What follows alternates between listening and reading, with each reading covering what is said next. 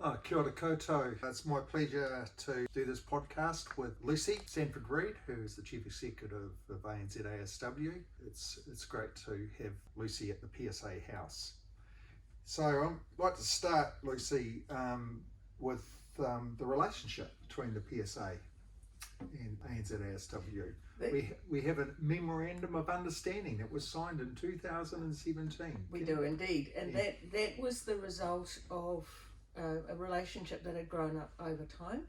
And really I started to have a strong relationship with the PSA when Amy came into the PSA and established SWAN. Yeah. And we had quite a long, Glenn Barclay and Amy and I had several very long conversations about SWAN and what it would do. And so having Amy in the PSA really started to strengthen the relationship, and it went on from there. And then in 2017 we decided that having a formal relationship through an MOU would be beneficial for both of us, because it allows us to work on a no surprises basis and support the work of each other. The Social Workers Action Network, how do you think that supports the work of ANZASW? I think that the SWAN and ANZASW have quite common interests. We both work with social workers. We both want the same outcome for social workers, which is the ability to work safely, ethically and sustainably. But the other thing is that we both have an interest in social justice and those pay equity issues and all of the other things that affect the people that social workers work with. So there's a lot of commonality there. Huge amount of commonality. And I think by working in tandem, we become stronger as a collective voice.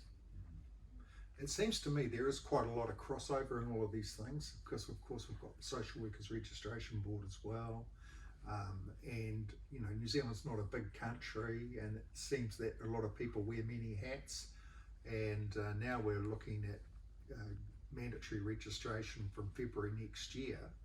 So from the ANZASW's point of view, you know, what are members saying about mandatory registration? I'll just step back a wee bit. When I'm presenting to students, I've got a slide that I have a stool, a three-legged milking stool, like rural background. The social workers on the seat, and the three legs represent the organisations that social workers impact with, to help illustrate the different roles and responsibilities. So the registration board's there, they're there to protect the public.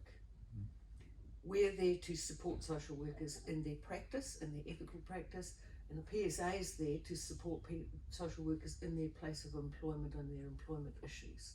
So it makes it really clear for people coming into the profession to understand what the various roles are and try and help avoid confusion. So what are our members saying about mandatory registration? By and large, they are totally supportive. The association has been working towards mandatory registration since 1972. It was the original working party. We were very active through the current legislative process and led the alliance through the negotiating of the changes to the Act, from only being required to register if you had social worker in your title to the current version, which is scope of practice.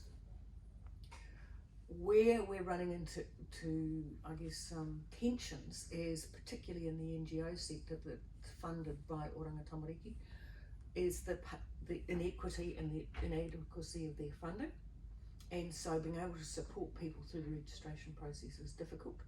They don't have the funding to do it. If someone's having to go through the Section 13 experience pathway, we're talking about over $2,000 to get on the registration ladder. So that again presents a barrier and difficulty. The other place where we're experiencing tension is this role a social work role, is it not? And in some cases it's really clear it's not. It's a support work role, and people are in those roles with NZQA level 4, 5, 6 qualifications, and they're clearly not doing assessments, not doing the full social work task. Others, they're not called social work roles, but they require a social work qual, and people saying no, that's not social work. And that's happening a little bit in Oranga Tamariki in places, and certainly happens in the NGO sector. So it's working through those scenarios and helping people understand when registration is required and when it's not. What we have learnt through the registration since 2003, once the DHBs went into requiring all of their social workers to be registered, I ceased getting phone calls that said I'm being treated worse than the cleaner, because the social workers were a regulated workforce alongside the doctors and the nurses and the OTs and the physios and so on and so on and so forth. So they gained respect for being a qualified, regulated profession. And so that's one of the real strengths I see that comes out of social work registration, is that it enables social workers to stand tall as a regulated and qualified profession. The issue about social work qualifications is possibly going to rear its head a bit in Oranga Tamariki, because we do have some social workers that aren't registered at the moment, and some of them may not hold qualifications. So I'm interested to know what ANZASW's view is on the experience pathway and how accessible that is in your experience. For people who have had 10, 15 years or more experience and don't have a qual, then the Section 13 or experience pathway is the way to go to get registered. It was quite an arduous process, I would agree, but that has been changed, so it's now in two parts. Stage 1 is a short descriptor of why you got into social work, your CV and your professional development over the time that you've been in the role. That's followed up by a phone interview with one of the social workers from the registration board.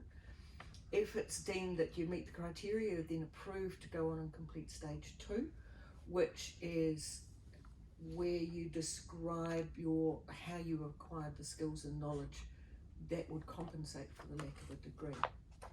It's been reduced down, it's not nearly as arduous, and a really simple way of doing that is to sit down with a colleague and have the colleague interview you, and the colleague writes the notes, gives them back to you, and then you write your portfolio. And that way, particularly for Māori and Pacifica, allows them to do it in a more oral way, and they find it a lot easier. And it's much quicker if you do it that way.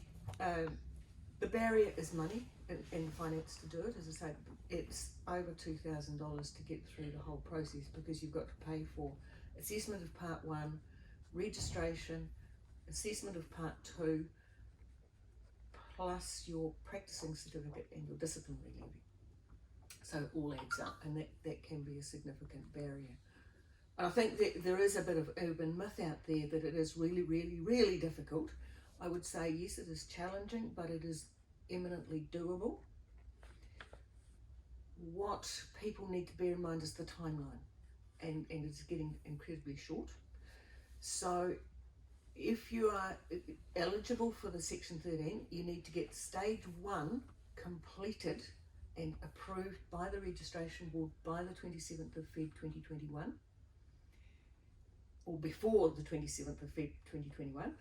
If you've not completed stage 2, you can apply for temporary registration for 3 to 4 months while you complete stage 2.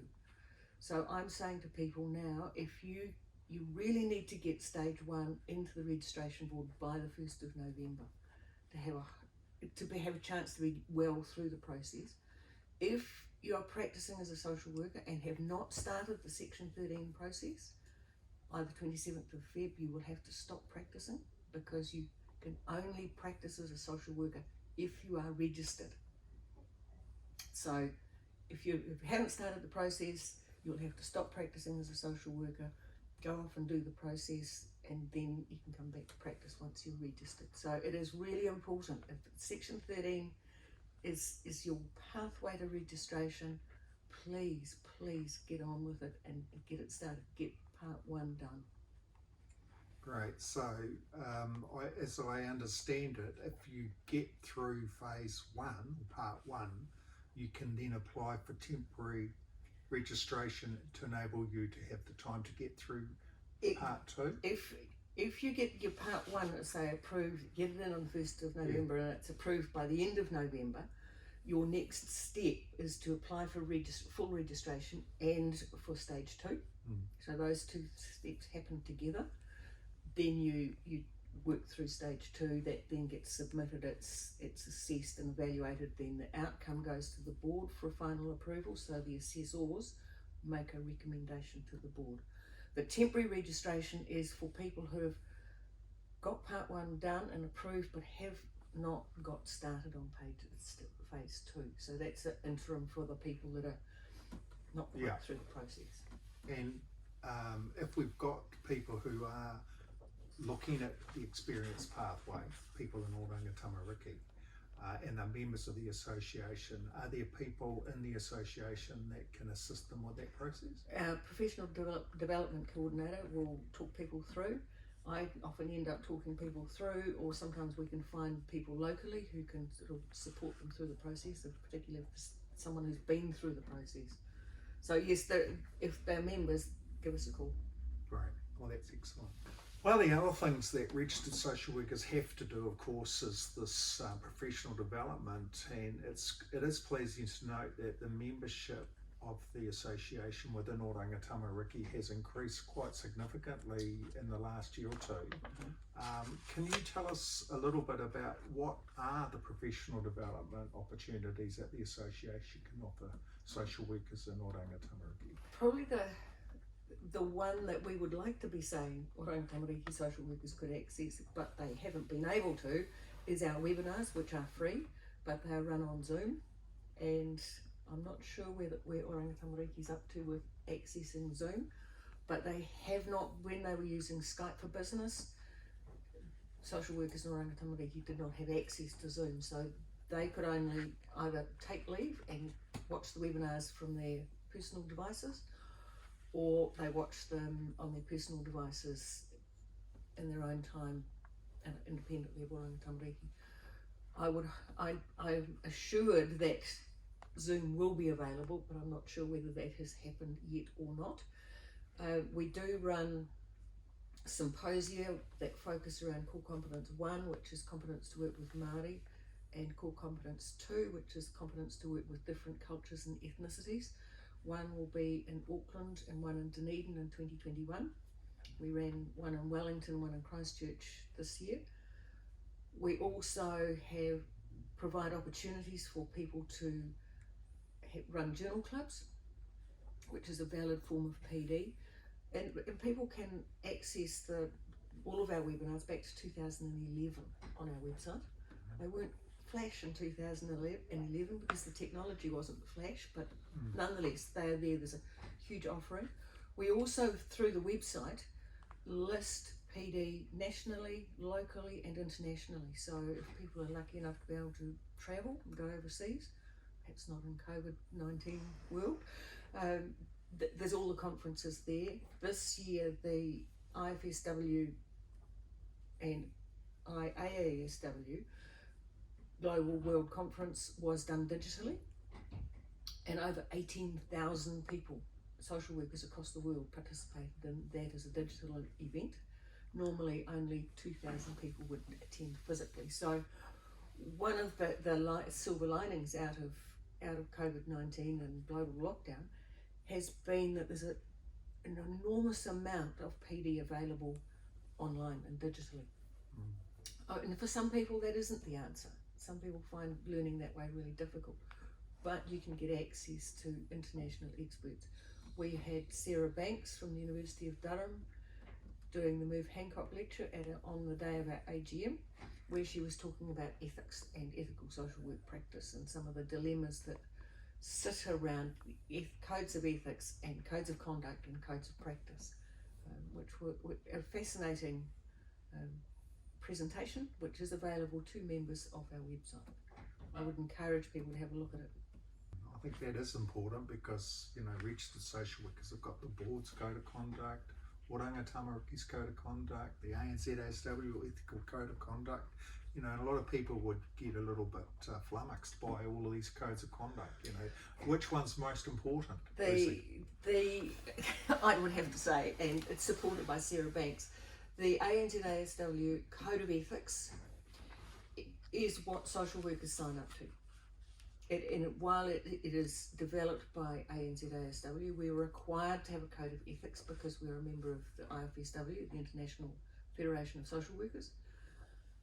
And in my mind, and certainly in the mind of Sarah Banks, or Dr. Sarah Banks, is that the code of ethics for your profession rides over everything.